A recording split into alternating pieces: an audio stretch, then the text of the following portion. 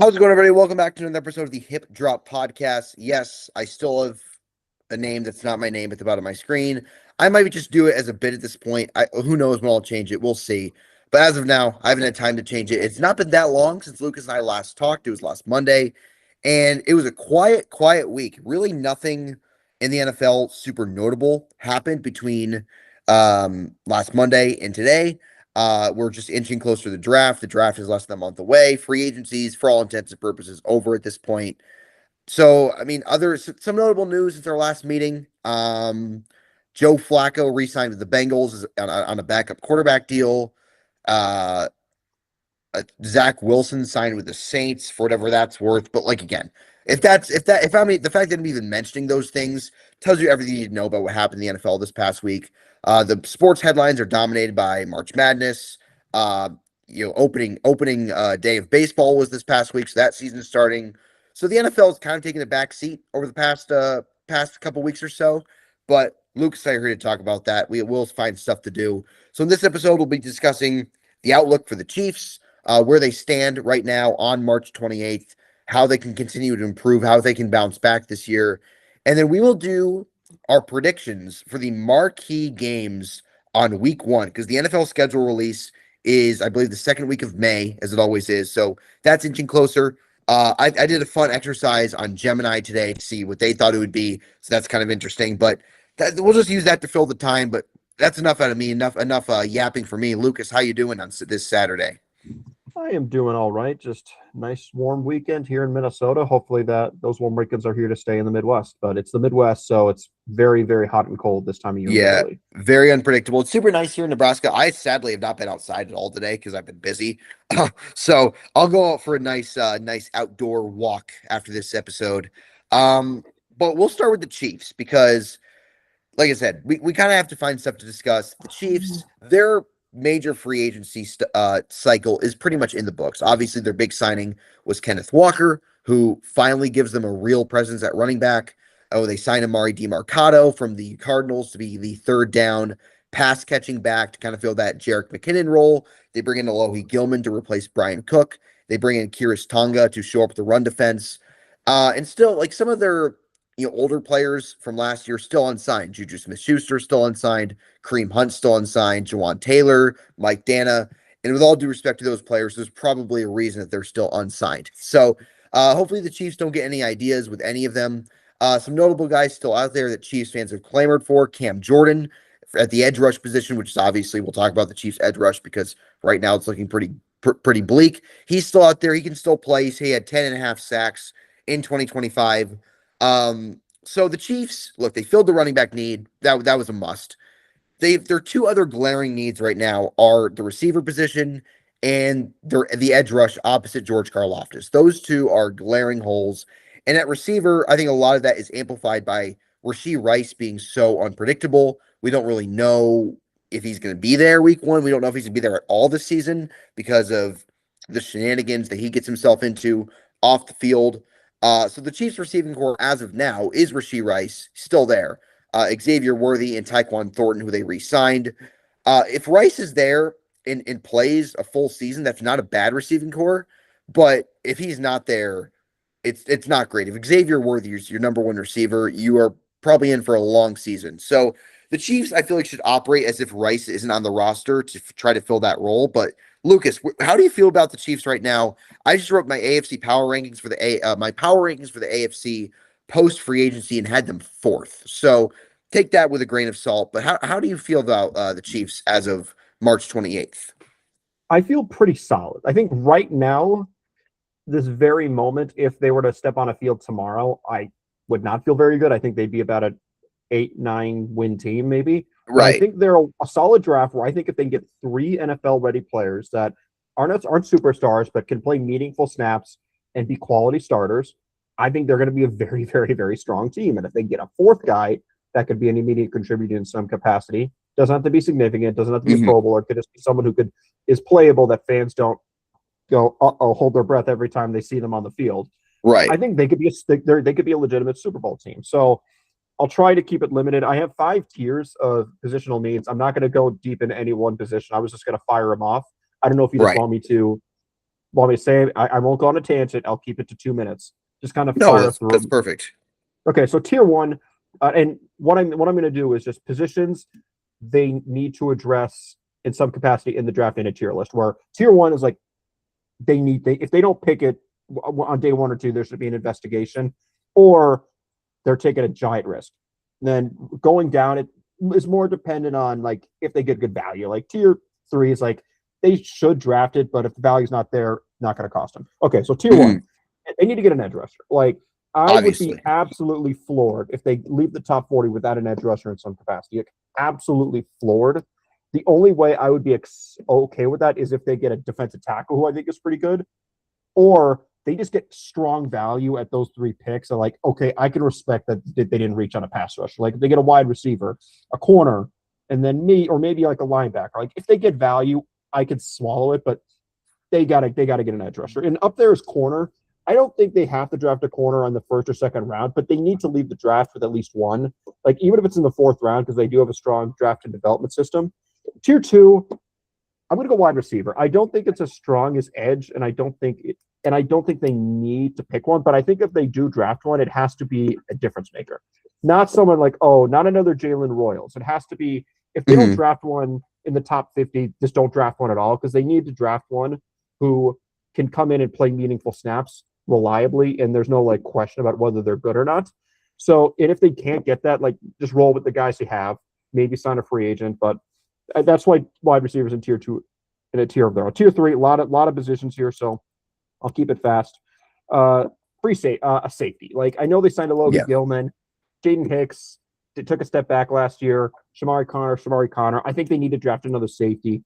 Next up is a speeder coverage linebacker, or like a speeder coverage linebacker. They lost Leo Chanel, more of a run guy, but they really lacked a linebacker that could cover the flat.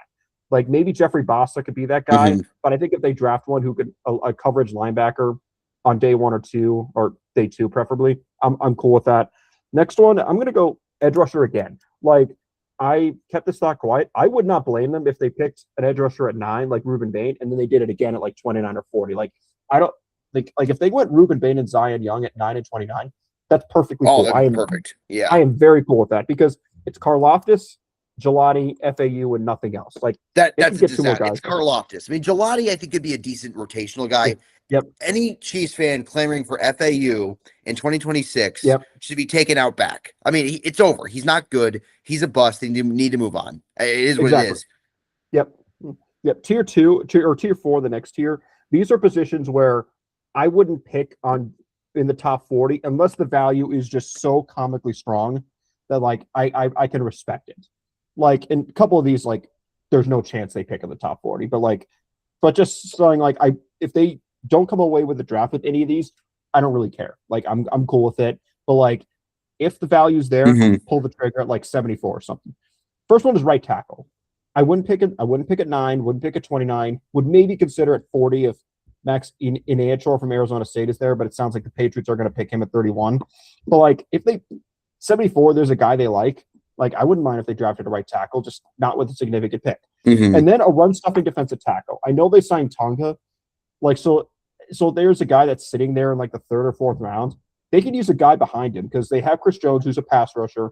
Omar Norman Lott is coming from an torn ACL. He's a pass rushing defensive tackle. They could really use another guy behind Tonga so they don't have to re-sign Derek Nottie or Mike Pinnell. So if like Cade McDonald or Lee Hunter's sitting there at 40 and they pick him, like, okay, I'm cool with that. I could get it. Neither of those guys are going to be great pass rushers, but they're good. Next one is RB2.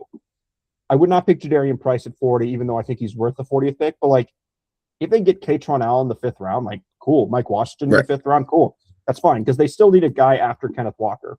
I don't want that to be Kareem Hunt. Next, wouldn't pick on day 1. Don't give them any ideas. They're thinking about it. Yeah, day 1 or 2, a blocking tight end. Like, here's a name you probably haven't thought of very much, Jackson Hawes. Like, he played some meaningful snaps for the Bills, but like he's a day 1 ready, very, very good blocking tight end.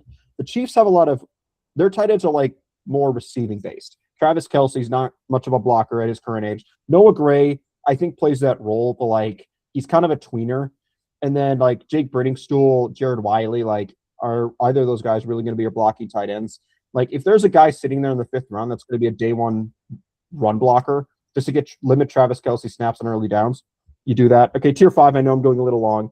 Interior offensive line, maybe in the 6th or 7th round, just get some depth behind Creed Humphrey and Trey Smith. Receiving tight end, like, I think it's less of a priority of blocking tight end because it seems like the Chiefs are kind of set on their current guys in the receiving game. So Right. if the value is economical, maybe you go for it. And then a run defense linebacker. This might be tier 4 just because I think there's a chance Nick Bolton doesn't come back next year. So is there a chance in the 3rd round they just take a guy who's in that Nick Bolton mold and they just sit him behind him for a year? They cut him next year and they save like over $10 million in cap space. We'll see. I know I went a little long, but those are kind of how I view the roster and current holes. Anything that I missed in your opinion? No, I think you hit pretty much everything on the head. I mean, I didn't really think about linebacker because I was just thinking about for Yeah, 2026. And this obviously is a like good Bolton and linebacker class. Like this is a good Bolton and class. Tranquil. Sorry, go ahead. I was just gonna say this is a good linebacker class. Like Yeah. I would be floored You if they left. muted, yeah. If I left this draft without a linebacker, like the strongest, but like people say this draft is weak.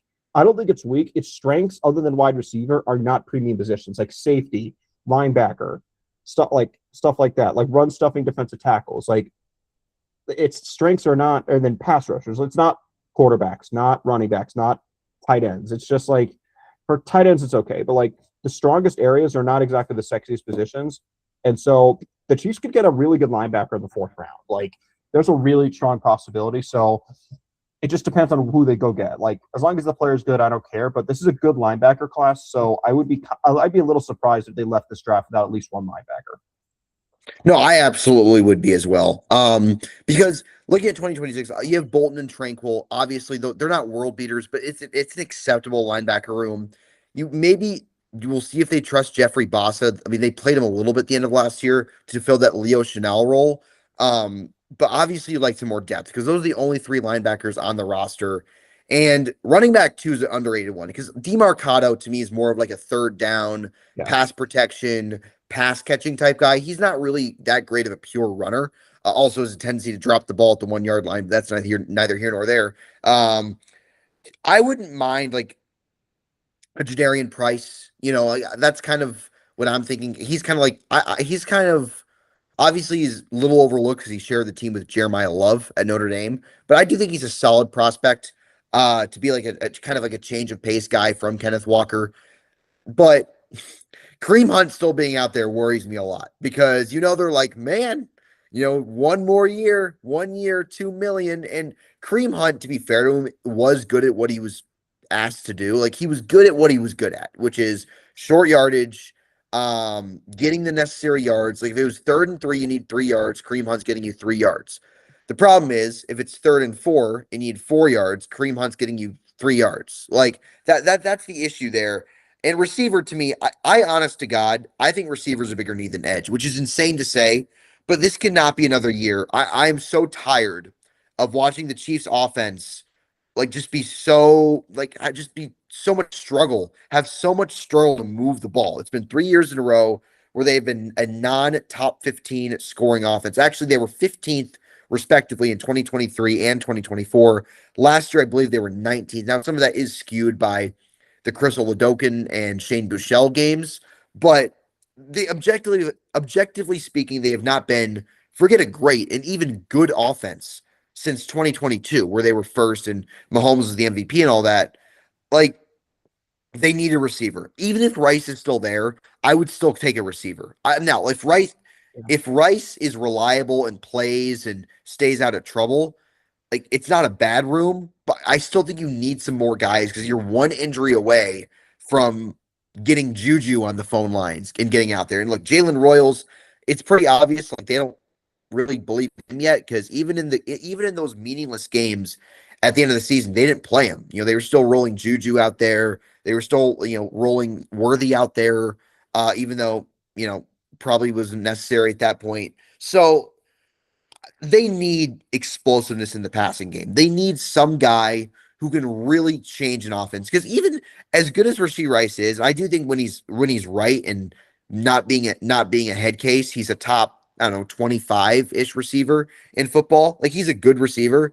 But I think a guy like Carnell Tate or a guy like I mean, I think Tate's kind of his own tier. I'm not a huge Mekhi Lemon fan, if I'm being honest, but I'm worried the Chiefs will take him.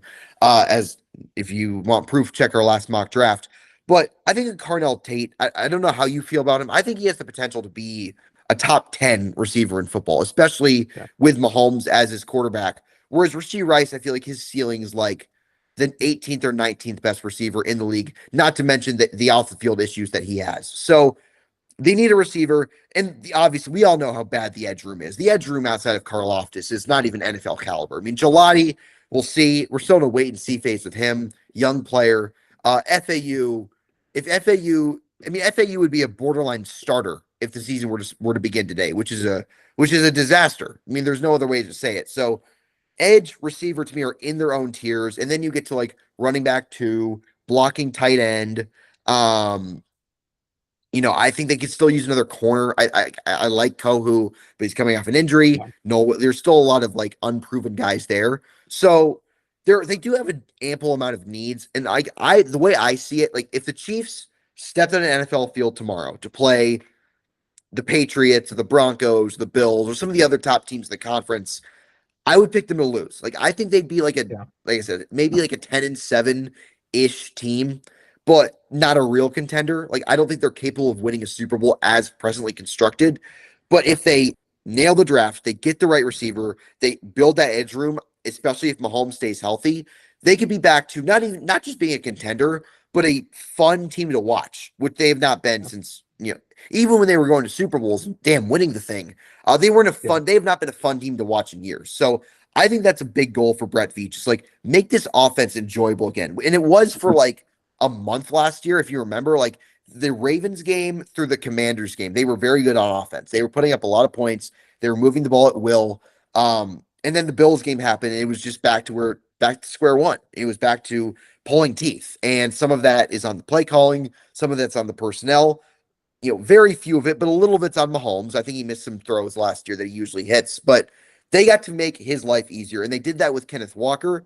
And next step is doing that with a receiver. exactly. And I think the three core positions the Chiefs have to draft in some capacity are edge, corner, and wide receiver. Every other one of their picks is more about getting good value. Like I think for me, I would like them to draft a receiver, but if they're going to draft a guy, I want them to either be a man beater, doesn't have to be a star, but someone who could consistently get open versus man, even if the after the catch ability isn't there, or has the chance to be a true number one. And the guys who could be a true number one for me are Carnell Tate, Mekhi Lemon, though he's very controversial, Jordan Tyson, who's controversial because of his injury history, which I think is a little bit overstated. I don't think it's as big of a deal as people think. And then another guy I like is Denzel Boston. Like, I wouldn't take him at 9, but like if he's sitting there at 29, like, and the Chiefs took a pass rusher, like, I'd be rooting for Denzel Boston because I think he's pretty much exactly everything you want in Carnell Tate, just a little bit worse. And so Boston at 29 is arguably a better value than Tate at 9. But other than that, like, this is a deep class, but it's right with a lot of future wide receiver 2 and 3s. The Chiefs either Mhm. need a one or they need someone who can just get open versus man and is just basically the anti-Rashee Rice. There's a guy I like that's a good player, but like just not a fit with this current team. With the current team, that's Omar Cooper out of Indiana. He's basically the Rashee Rice of this class. The problem is they already have Rashee Rice. So if they're drafting Cooper, they're basically drafting him to succeed Rice, not necessarily to fill a void that this offense doesn't already have. No, I agree. I agree. Look, Tate's, I think, clearly the top guy. I honestly, I would put Jordan Tyson second. I like Mekhi Lemon. I don't like him at 9. I feel like, especially if Bain and or Bailey are still there, in which they both were in our recent mock draft. I think Bain was for sure. If you go back and look, if they take Mekhi Lemon over Ruben Bain or David Bailey, I'm going to lose my mind. And I like David Bailey more than you do. I think as a pure pass rusher, he is as complete as a prospect as I've seen in years. The problem is he's not a good run defender, and some of his sacks last year, admittedly, were a little fake. Guys were just And his falling character. down. And What his was that? and his character. And his character. He What's punched the a cameraman at Stanford 2 or 3 years ago. So it's Yeah, I mean that was long enough ago to where I mean if nothing's really at happened since Stanford. then. at Stanford, like he went to the nerd college and punched a cameraman. I thought Stanford men were supposed to be like Ivy Leagues. Like I I know was that's making a true. joke, Right. but like I yeah, know, I but mean like if it I'm was not going to talk last about year, I'd David be Bailey. concerned. Not I mean, not let's going to see. talk about him. Let me look this up to see when it happened. David Bailey, cameraman. All right. So okay, so it was last year, Lucas. It was It 2024. okay. It was So yeah, it was definitely at Stanford, but like yeah, I right. mean Texas Tech player allegedly grabbed photographer per police report. Was it similar to the Devonte Adams situation from a few years back? Remember? I think it's in that ballpark. Okay, all right. And look, Devonte Adams is a pretty. He doesn't really have any off the field problems. So, look, I mean, his off the field issues pale, or character issues, whatever, however you want to frame it, pale in comparison to what Rashee Rice was doing, or still is doing. So, that's the thing where, yeah, like it's not ideal, but it's not the worst thing in the world. Like it's not like off the field. Like it was an on field incident where cameraman's in his way. I assume it was after they lost the game. He's frustrated, pushes him. Not ideal, probably not want to handle the situation, but like nothing that I'd be overly concerned about. But with that being said, not to get too off topic, I like Bane a little more because I think he's a more complete player than Bailey is. But I think Bailey, just purely as an edge rusher, does have more explosiveness than Bane. I think Bailey would be better faster because I think his athleticism would work well against NFL tackles, whereas Bane could be a bit of an adjusting period. I disagree actually. Like I love this. Like we're on opposite ends of the spectrum. Yeah, I think Bane's ready to go. I think Bailey has the biggest bust potential of any like the blue chip prospects. Like we think are really good. Like I disagree right. that he's NFL ready. I don't. I think he has great first step and explosiveness, but I didn't love his pass rush bag in a way that would translate to the NFL. And because of his run defense isn't a strength, I question his floor. Like there's a reality where we that someone picks David Bailey in the top 10 and it just doesn't work out. Like I think Bailey has more bust potential than Bane just because I think Bailey has more development to do. I think he's a great prospect. I'd take him at 9 or 10. Like I wouldn't be pissed if the Chiefs took him at 9. I think that's where he should go. I think there's just a lot more development than people think. I think he beat up on some bad tackles last year. Was heavily reliant on his athleticism, which will translate, but how fast will it translate is the question. If he goes to a team that could develop his talent, he could be an all pro. But if he Right. goes to a team that can't develop pass rushers, then he could maybe be like a third down specialist where like he gets you like 6 sacks a year. Like I think he has a lot of growth to do. I think he's really talented, but I think right now he's more potential than current talent than I think a lot of people care to admit. In my opinion, I've been dead wrong before. Yeah, for sure. No, that's the way I see it. Like Bailey's not a perfect player. And I said I think Bane is more complete. I think Bane down the line, like 2028, 3 years from now, we could be looking back and say, like, yeah, he's clearly a better player. He's a more complete player. Um, but I think Bailey's physical tools will make him better as a rookie. I don't know if they'll make him a better pro overall. Because when you look at you know examples in the past. Like it's a completely different position, not even close to the same position. But Jaden Daniels and Drake May, their rookie year, Jaden Daniels was far better as a rookie. It wasn't even close. Whereas Drake May, I think many people, I think pretty much everyone would unanimously agree is better than Jaden Daniels after what we saw last year. Like that's the way I see it. I think I like Bane better long term. I like Bailey better in 2026, just because I think his God-given tools are a little better than Bane's, even though Bane, like I said, Bane is more strength as a defender than Bailey does, I think. Does Yeah, that and make sense? Did I explain that well? I hear you. Like I think with floor, I see Bane's floor a little bit higher because I think what he did at Miami, a lot of it is translatable, even if he doesn't turn into a stud. Like there's a reality where his arm like there's a question mark, but like worst case scenario, barring injury or like something bizarre, Ruben Bain is going to be like a playable defensive end. Like, okay, Yeah. he's a guy who can play all four spots. He turns into like what Mike Dana was or like Charles Omenihu for a few years. Like he's not great. He shouldn't be your starting edge rusher, but like he's a pretty darn good player that like will give them good snaps. But his arm like prevents him from being a stud. But I also think Bain is good enough to be a bona fide top 5 pick in most drafts that Hmm. I think it just makes sense. And I think he's a better fit for the Chiefs. Like he's a heavy guy who could play both the run and the pass at a very high level, and he could line up in all four spots on the defensive line on any given pass rush snap. Bailey, I think, gives the Chiefs something they haven't necessarily valued. They tried with Josh Uche, but like they haven't really had a speed rusher built like David Bailey. So I would respect it in the sense of like, okay, Spags is kind of more open to change, and I think that's a positive thing. And they can have a guy who could win with speed when Spags likes his power guys. But I think he's somewhat limited in his game. Well, I think Bain is a little bit more versatile for what the Chiefs like to do. But we'll see. I don't know. We'll see. I'm just some random guy. Yeah, we are, aren't we all? I will say this: Bane does seem more like a Spags defender because of his size. Like Yeah. Spags likes bigger edge rushers. Like Karlaftis is a bigger edge rusher. Dana, when he was at his best, which still wasn't great, but like when he was, you know, a real contributor to the team, bigger edge rusher. Carlos Dunlap fit the same moniker. Like that's kind of like what Spags. That's kind of like what he prefers. For the record, I think Bailey's going to go first because I think teams will be scared off by Bane's short arms. So I think Bailey will go higher than Ruben Bain. I'm just that's for what it's worth. And I think it's more likely that Bain is available at 9. Do we have any like further Chiefs talk? Look, we touched on the receivers, we touched on the edge room. You touched on some of the other maybe more underrated needs that less people are talking about. Is there anything more we want to go after? No, not really. I mean, okay, I guess if you want to get a little bit political, we could talk about right tackle at 9, like whether we want Oh to. my God. When should the Chiefs draft a right tackle? Because No, I don't know if you saw in our group chat, like we saw like I think someone sent a tweet where I don't know who it was. Some Chiefs reporter asked 3 draft experts like, "Who's a fast riser you could see the Chiefs taken at 9?" And like one of them was like Caden Proctor, the other one mhm. was like Monroe Freeling, and the other one was Keldrick Falk. Like if they draft, I got to be honest, if they draft Caden Proctor at 9, I say that without any exaggeration, even if they trade down to like 13 and draft him, like if they draft him anywhere in the top 15, I'm being honest. This is not me trying to play it up for the drama.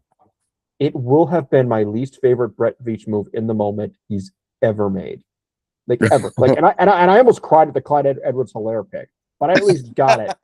Like, And I that was got after the they pick won at the the Super time. Bowl. They, But they like, won the Super Bowl the year before. because Caden Proctor, it's like the triple whammy. One, he doesn't fit a position of need. Two, he's not a good prospect. Three, I don't think he was ever going to be drafted in the top 15, so it's not like they had to be worried about, oh, we can't get him at 29.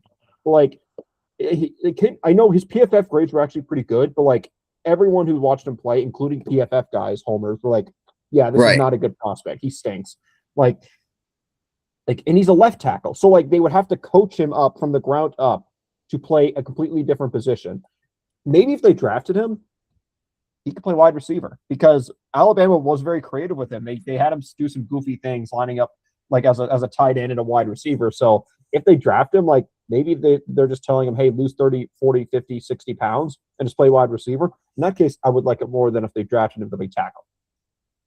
Okay, that's fair. That's fair. And look, Caden Proctor. Look, if they take Mawanoa, who's if he's still available, which I'd be shocked if he is, or Fano, I wouldn't be over the moon about it. But I prefer that over Proctor for sure. I think those two guys are clearly a step ahead as prospects. My thing is, I am rooting like hell for the Browns and the Cardinals. So those are the teams that have the most, glaring needs on the offensive line to take Mawanoa and Fano in any order, so the Chiefs don't get any ideas, which increases the likelihood that Carnell Tate and and or Bain and or Bailey are still available. Because if the Cardinals take Mauanoa, the Browns take the Browns aren't taking Bain or Bailey. They don't need defensive help. But if they take Fano at 6, like I don't think Veach would take Proctor at 9. Maybe at 29, that's a possibility. At 9, I just don't see that happening at all. So look, I think the Chiefs are thinking about it. I'm getting a little nervous. If they pick a right tackle, I'm not going to be thrilled. But um, I think if we got to root for Andrew Berry and Monty Ossenfort to pull through, because if they take those guys or another team, if they come out, if another team comes out of left field to take them, if they take each of those two guys and they're off the board, I think Veach will throw that idea in the trash and take a receiver or an edge, which is what we're all rooting for at 9. Yep. Yeah. I mean, I think the part of I've said this before. Like, I hate the idea of right tackle at 9 for a few reasons. Number one, I think their offensive line is fine. Left tackle through Right. right guard, unless Josh Simmons is a crazy person, but we got to get back to that later. They could survive without with a Jag at 9. Like even if Jalen Moore's like okay, that's fine. They Yeah. could still be a top 5 offense. Number 2, they've invested a lot at this position in this unit.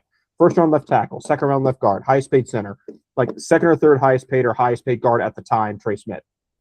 At some point, they have to address other position groups. Number 3, I don't view a right tackle as worth the 9th pick.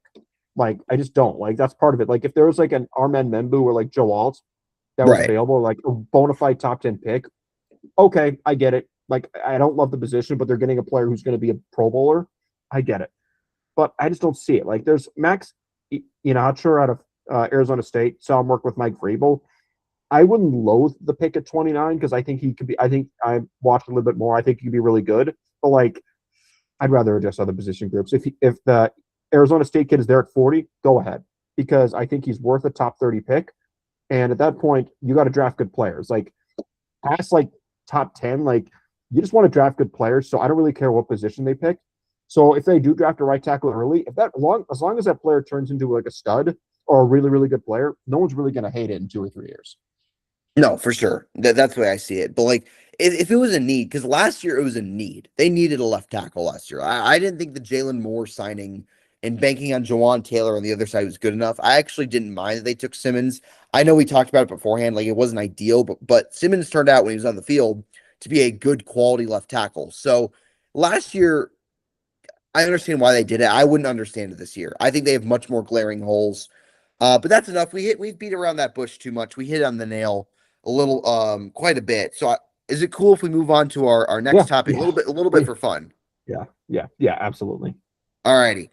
So this morning I did a fun exercise just for the heck of it to do a mock week 1 schedule. So what I did is I basically like I listed, all of the, announcing slots and then all of the teams' results from last year.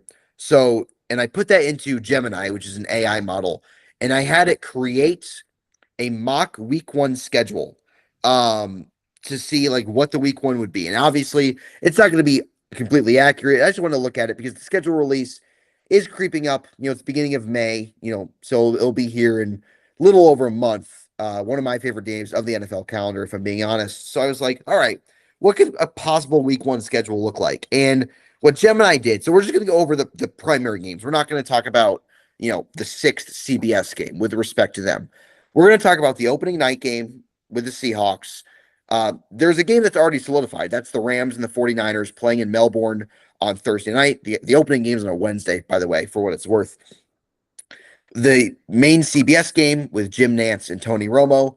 The Fox game of the week with Kevin Burkhardt and Tom Brady. The Sunday night game, and then the Monday night game. So what Gemini gave, for on opening night, they had a Super Bowl rematch. They had the Seahawks against the Patriots. And the last time there was a Super Bowl rematch on opening night was a decade ago. It was the Broncos and the Panthers to open the 2016 season. So exactly 10 years ago. Obviously, Rams Niners already set. That doesn't really matter. The CBS game, they had the Eagles and the Steelers in Philadelphia. For the Fox game, this was an interesting one, I thought. They had the Panthers and the Bears in Charlotte. And I thought about it. I'm like, that's not a bad choice considering the Panthers were a playoff team last year. The Bears, obviously, they have this charm season a year ago. And those teams are very connected because the reason why the respective quarterbacks are on their rosters is because of the other team. I mean, Caleb Williams would be a Carolina Panther if not for the Bears, and Bryce Young would be a Chicago Bear if not for the Panthers. So I thought that was pretty interesting, an interesting choice. The Sunday night game, they went with the Chiefs going to Cincinnati to play the Bengals. So Patrick Mahomes' first game back would be in prime time. And the Monday night game, this one I thought was interesting. They had the Ravens and the Chargers in Baltimore. Obviously, you have the Jesse Minter ties there. So, Lucas, we'll each go one by one. So we're gonna skip the Melbourne game because that's set. So we'll give who our opponent for the Seahawks we think will be on opening night, our predictions for CBS, our predictions for the Fox game, Sunday night, Monday night, etc. The rest of the games we'll touch on when the schedule gets here. Lucas has something to say. This shows how much prep we've done. I only picked 4 games. Are we picking 5? Are we supposed to? Let's see. Because what I did was I did We're The doing opener Seahawks game. opponent and then Yep. CBS, Fox, NBC, ESPN. Okay, I didn't pick a Fox game, so I could pull one out of my. I could probably pull one out of my So ass. Gemini had Panthers Bears for that. The only So reason I didn't pick a Fox game is because I don't know if the NFL is going to go back to both Fox and CBS get a late window game at 3:25 that like is right. almost an international TV game, or one of those networks gets it. And I just picked one of them, so I'll So pick. I'll so pick. not to interrupt you, Lucas. So last year, um, CBS had the late national game to open the year because they got to rotate week by week. And they had the Packers and the Lions last year. Fox Mhm. had an early window game. So my guess is that Fox would have the late game, CBS would have an early game. Um, so all right. Does that make sense to you? Yeah, I will need. You can go first, All and right. or I don't know if you want to alternate, or like you can go first. I could pick a Fox game up too. Yeah, we'll alternate. So we'll do Seahawks opponent, Okay. CBS, Fox, so on and so forth. All right. So I Fair think enough. so. Yeah. Gemini had the Seahawks playing the Patriots in a Super Bowl rematch. I think that game will be fairly early because I think there's some fear in the league that the Patriots could take a step back. So they don't want the Super Bowl rematch to be meaningless. But I don't think it's gonna be opening night. I have the Seahawks playing the Bears to open the season. I think that makes too much sense. The Bears are an ascending team. They have a great young coach. They have a very talented young quarterback. They are a team that is going to enter the season with a lot of hype, somewhat justifiably so. And I think the NFL puts them in the spot to open the year. I thought about them. I thought about the Chiefs, but I feel like there's too much worry about Mahomes. They don't want to risk Justin Fields being in the first game of the season. And I thought about the Cowboys, but the Cowboys opened against the Eagles last year. So I don't think they do the Cowboys 2 years in a row. So I went with the Bears. Gotcha. Okay. I don't know if you can see me, but I I can my see my you. okay, good. Okay, good. Yeah, my Yeah. computer froze for a little bit, so I thought we lost you. Yep, I have the Bears as well. A lot of the same logic. Like, I don't think they're going to go with the number one options. Like, they might go with the number two option, not the Patriots, not the Chiefs. I don't think they'll do a divisional foe because obviously the two good divisional foes the Seahawks have Right. are in Australia. So I think that just leaves the Bears. Wouldn't be shocked if it was the Patriots, but wouldn't surprise me if the NFL left it for like a normal week that doesn't get a lot of ratings to boost them up and balance it out. Right, right. All right. So next up, we have the CBS game. So I'm going under the assumption that the Jim Nance, Tony Romo CBS game will be in the early window because they had the late game last year. So this is a noon kickoff game. So it's not the biggest game of the week, but it's a relatively important game if they're getting the top crew. So Gemini had the Eagles and the Steelers in this game. And that's probably under the assumption that Aaron Rodgers is back, which I put into the prompt. I went with I went with the Chiefs in this spot. I had the Bengals and the Chiefs on CBS's prime, A-team game in the early window. Look, I'm going under the assumption Patrick Mahomes is playing. And I don't see a scenario where Patrick Mahomes, regardless of how bad the Chiefs were last year, opens, with, the CBS E team, with the Spiro Didi's Adam Archuleta crew. Like that's not going to happen. So I think they're gonna send CBS's top team. I think with Mahomes recovering from the injury, it's not going to be a primetime game, but I do think they're going to send a top broadcast team to cover this one. So I have Bengals Chiefs for CBS. Because at this point, I have to be honest. What? Not I have to be honest, but no, like there's no logic in predicting this whatsoever. Like other than the Right. Seahawks opponent, like I'm pulling stuff out of my ass. I went with Patriots Lions. Like I just feel like that's Okay. quietly could be a very exciting matchup. Lions have a lot of offensive talent. Patriots have a great young quarterback. Like Patriots in Detroit, CBS is the road team, so it would be typical. Like I don't know, could be a good matchup. Could be Thanksgiving. I wouldn't be surprised if that was Thanksgiving, but could be a intriguing week one matchup. That's interesting. So Gemini gave the Lions like the lowest Fox game, which I thought was interesting. Even though like I mean they missed the playoffs last year, but like I still don't see that happening. That's an interesting one. So Lucas has Pats Lions, I have Bengals Chiefs. So Fox, I'm under the assumption they have the late afternoon game, which CBS had last year. So Gemini said the Panthers and the Bears, which I honestly wouldn't hate. I think that'd be pretty cool for the Panthers to open the season in a big spot, but it can't be the Bears because we have them on opening night.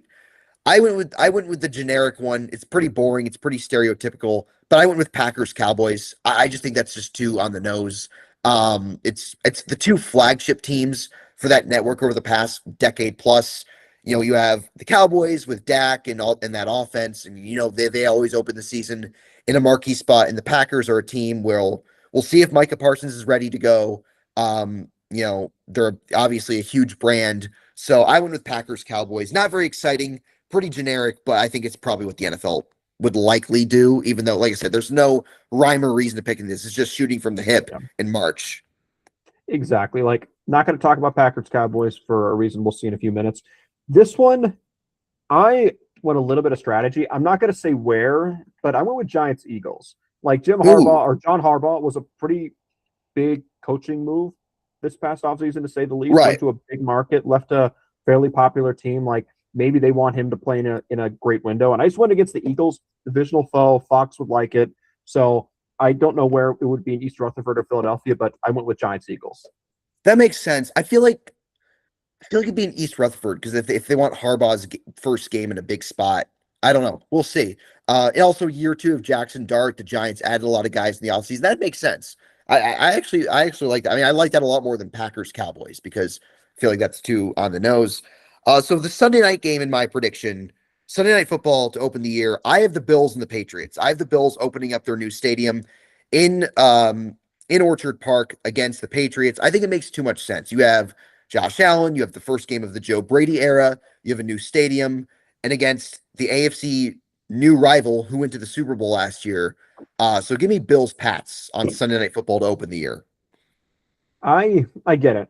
I did not go with I went with Cowboys Packers. Like, I All right. that was kind of one where, like, it was just kind of random. Like, I don't know, like Cowboys Packers, that's a big one. Maybe they'll save it again for deeper into the offseason, but we'll see that. Yeah, but I like yours better. I think Broncos Patriots in Foxborough is a lot more fun than Cowboys Packers, but we'll see.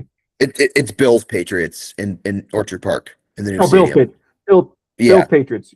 Or in I thought you said Broncos Bill. I thought you said Broncos Bills.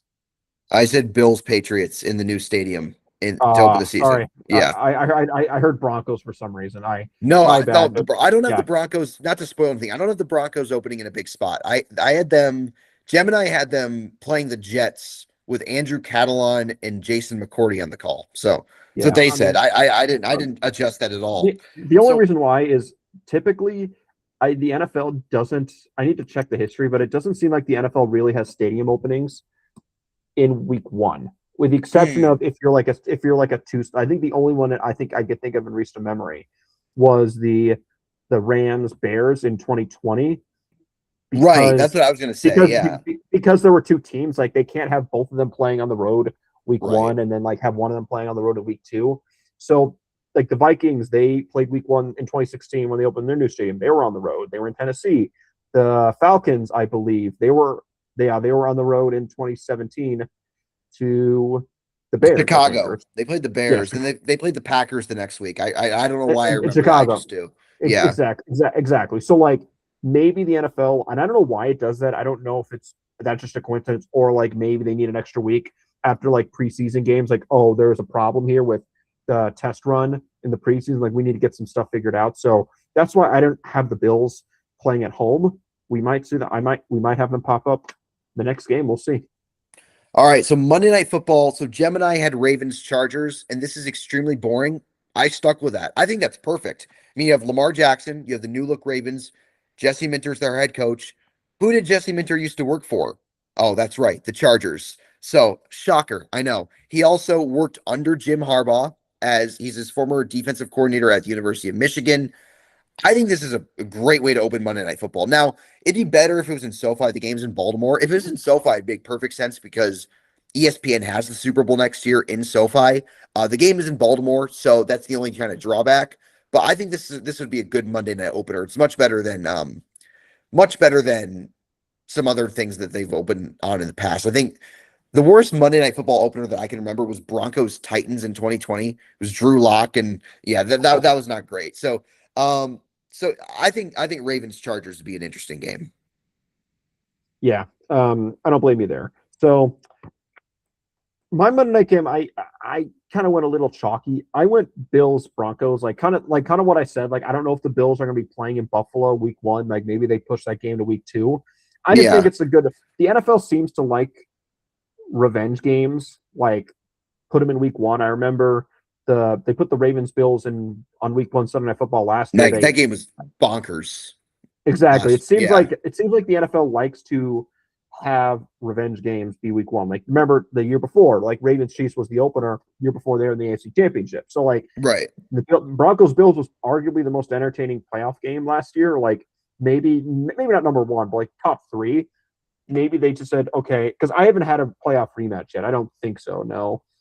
No, I haven't had one yet. So like I had to have one. I Like didn't have one at all. Bills Bills So Broncos could make sense, and I don't know if they're going to do a Monday night doubleheader this year. I don't think they will in week 1. But they like never do in week 1. Bills Broncos in Denver could make sense. Okay. So the notable thing, I had the Chiefs with an A team. I had them on the CBS game against the Bengals in Cincinnati. You did not have the Chiefs in any primary I broadcast. I So, did that intentionally because so I no, just I know don't you know did. yeah. I know you did. I'm putting you on the spot here. So let's assume Mahomes is back. Let's just assume Okay. it's Mahomes, it's not Fields. Who are the Chiefs playing in week 1? Okay. Where are they playing? Who is calling the game?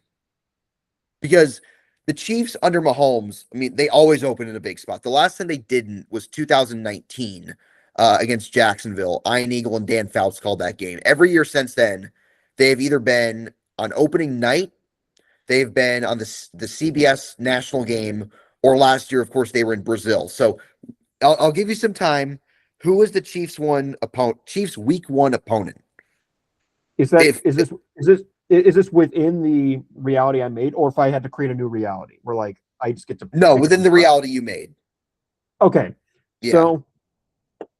so if they're not prime time, I'm looking at their schedule. I think a quiet one that could be really fun. Like if they were to do a primetime game, like I wouldn't hate if they did this. What if they did like Chiefs Raiders in prime time? Like To open the season, the Raiders to open the season in primetime. like Fernando Mendoza got the number 1 pick. It'd be the I, I storyline. I get Like it, but like they were the like worst team in the NFL last year. well, I don't you like have to you have to remember like not every team that's going to be playing in prime time every week is going to be elite. The no, Raiders are a big I enough know. market. They're a big enough draw. They're hopefully going to be better. Fernando Mendoza is a very popular player. I'm not looking at it like, oh, it's the Chiefs versus a good team. I'm looking at it as 2 very marketable teams, 2 very popular teams.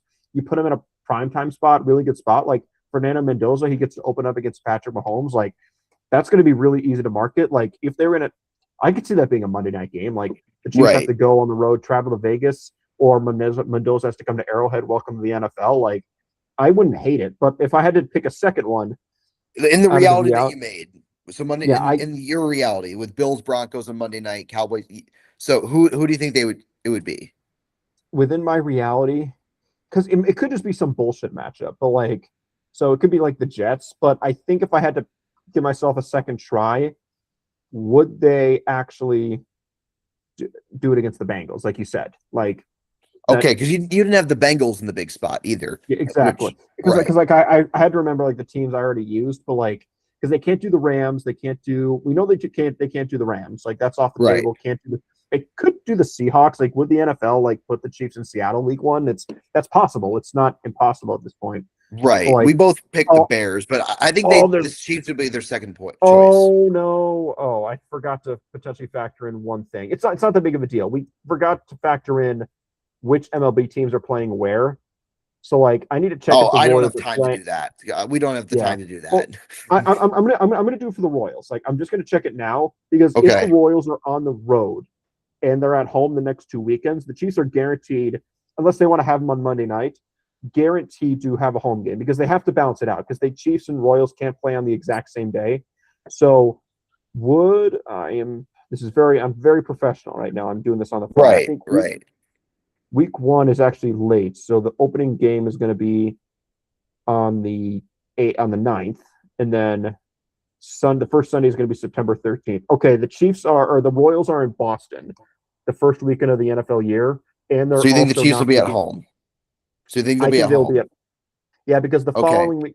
To be fair, the Royals are on a big long road trip that starts that starts the week 1 weekend is through week 2 weekend. So the Chiefs are eligible to be at home each of the first 2 weeks. So I don't think that's a limitation. So, but in week 3 they're playing Cleveland at home. So I think they will be on the road week 3. But I think week 1, I don't think there's any limitations because the Royals are not in Kansas City week 1 or week 2, which is kind of a weird side tangent, but that's something we have to keep in mind. Yeah, because the Chiefs are not going to play a Sunday, like unless like the NFL wants to get creative. If like the Royals play at noon and then the Chiefs play at like 7:20, but like the Royals aren't going to be in Kansas City, so they're not going to be limited by the baseball team in week 1 or week 2. Right. So you have them opening at home. Okay. So Yeah, the Broncos are not an home, option. yeah. The 49ers Yep. not an option. In your reality, the Patriots are not an option because they play the Lions. So Mhm. the options are the Raiders, the Chargers. I mean, I had the Chargers on Monday night. So like, but this is just from your perspective. The Raiders, the Chargers, the Cardinals, the Jets, or the Colts.